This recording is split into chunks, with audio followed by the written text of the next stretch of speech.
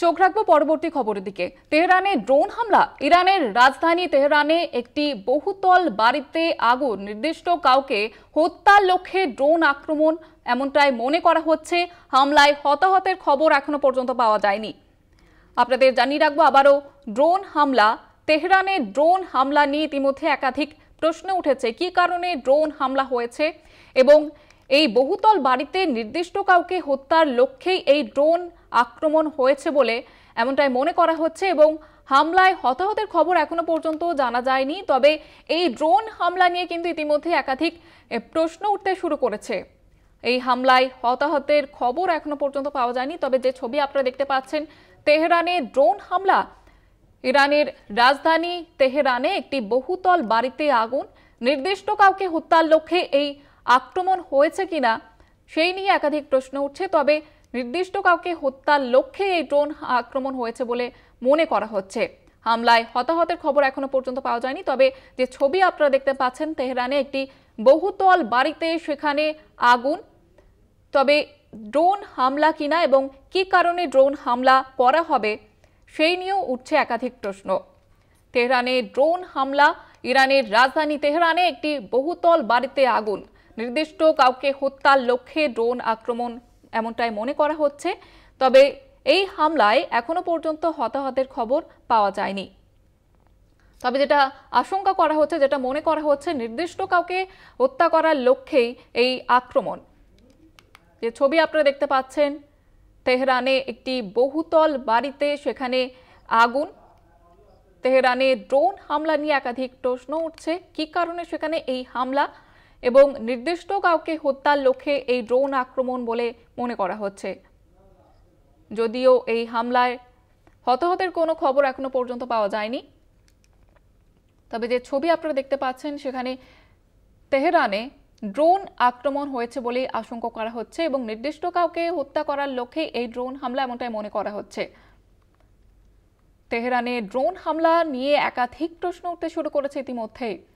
কারণ সংঘর্ষ বিরতির মাঝে এবার তেহরানে একটি বহুতল আবাসনে সেখানে আগুন জ্বলতে দেখা যায় এবং যেই নিয়ে মনে করা হচ্ছে যে ড্রোন আক্রমণ করা হয়েছে এবং কি কারণে এই আক্রমণ, নির্দিষ্ট কাউকে হত্যার লক্ষ্যে ড্রোন আক্রমণ বলেই মনে করা হচ্ছে। হামলায় হতাহতের খবর এখনো পর্যন্ত পাওয়া যায়নি।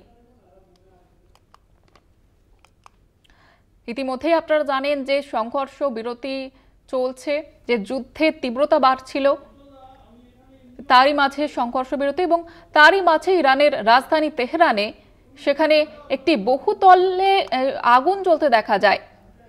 নির্দিষ্ট কাউকে হত্যার লক্ষ্যে ড্রোন আক্রমণ বলে মনে করা হচ্ছে। হামলায় হতাহতের খবর এখনো পর্যন্ত পাওয়া যায়নি।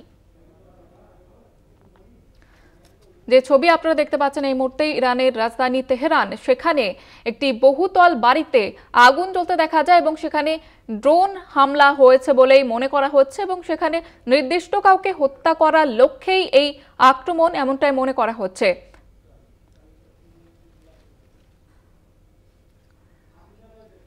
এ বিষয়ে আরো বিস্তারিতভাবে জানবো। নিউজরুম থেকে সরাসরি রয়েছেন আমাদের পলিটিক্যাল এডিটর আশিস চট্টোপাধ্যায়। আশিস দা, ঠিক কি জানা যাচ্ছে এই মুহূর্তে?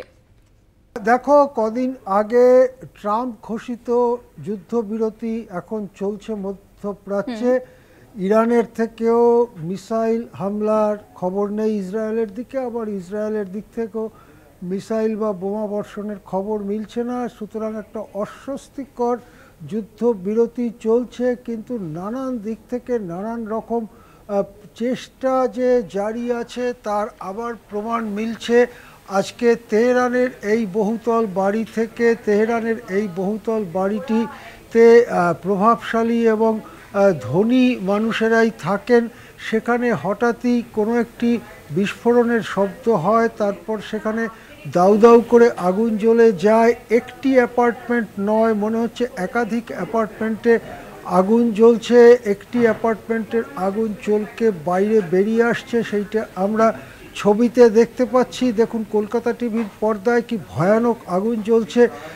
এই ধরনের আগুন সাধারণভাবে যে আগুন হয়, অর্থাৎ গ্যাস সিলিন্ডার বার্স্ট করলে বা অন্য ধরনের যে আগুন, ঘরেলু আগুন যাকে বলে ডোমেস্টিক ফায়ার, ঠিক সেই ধরনের নয়। একটা কোনো বিস্ফোরক পদার্থ পাঠিয়ে বিস্ফোরণ ঘটানো হয়েছে বলে মনে করা হচ্ছে, এবং সেক্ষেত্রে আগুনের ধরন দেখে বিশেষজ্ঞরা মনে করছেন যে কোনো একটি টার্গেটেড ড্রোন, একেবারে নির্দিষ্ট লক্ষ্যভেদী ড্রোন পাঠানো হয়েছে ওই অ্যাপার্টমেন্ট বা আশেপাশের 2-3টি অ্যাপার্টমেন্টকে ধ্বংস করবার জন্যে। এখন কেন এই ড্রোন ঠিক ওই অ্যাপার্টমেন্টে পাঠানো হলো, বিশেষজ্ঞরা অনেকে মনে করছেন যে রাজনৈতিক হত্যা ঘটানোর জন্যই এই ধরনের ড্রোন দিয়ে টার্গেটেড অ্যাটাক করা হয়, নির্দিষ্ট লক্ষ্যে গিয়ে তারা আঘাত করে, এবং এই ধরনের ড্রোনগুলোকে আটকানো খুব কঠিন, কেননা এখন যুদ্ধের সময় চলছে না, শান্তির সময় চলছে। সুতরাং সমস্ত যে ব্যবস্থা, আকাশ প্রতিরক্ষা ব্যবস্থা ইত্যাদি, সেগুলো আর ঠিক আগের মতো সতর্ক নেই। এই সময় ড্রোন পাঠিয়ে কোনো গুরুত্বপূর্ণ নেতা বা গুরুত্বপূর্ণ সামরিক নেতা, সেনাপতি ইত্যাদি তাদেরকে হত্যা করা বা গুরুত্বপূর্ণ কোনো অফিস কে ধ্বংস করে দেওয়ার লক্ষ্যেই এই ড্রোন পাঠানো হয়েছে বলে মনে করা হচ্ছে। ঠিক কত হতাহত হয়েছে বা বাড়িটিতে ওই অ্যাপার্টমেন্টে কারা ছিলেন এ সম্পর্কে এখনও খবর আসেনি। একেবারে নতুন যে ভিডিও কিছুক্ষণ আগে আমাদের হাতে এসছে, সেই ভিডিও আপনাদের দেখানো হচ্ছে। সময় যত যাবে জানা যাবে যে আসলে লক্ষ্য কে বা কারা ছিল এবং সেই লক্ষ্য পূরণ হয়েছে কিনা। এটাও আস্তে আস্তে হয়তো পরিষ্কার হবে যে ড্রোনটি কারা পাঠিয়েছে, সে কি ইসরায়েল বা ইসরায়েলের সমর্থিত কোনো শক্তি, নাকি তেহরানেই যে তেহরানের বর্তমান সরকার বিরোধী নানান শক্তি সক্রিয়, তাদেরকেও এই ড্রোন হামলা করেছে। কিভাবে ড্রোনটি ইরানের নিজস্ব প্রতিরক্ষা ব্যবস্থা এড়িয়ে ওখানে গিয়ে আঘাত হানতে পারলো, এসব তথ্যই আমরা জানতে পারবো।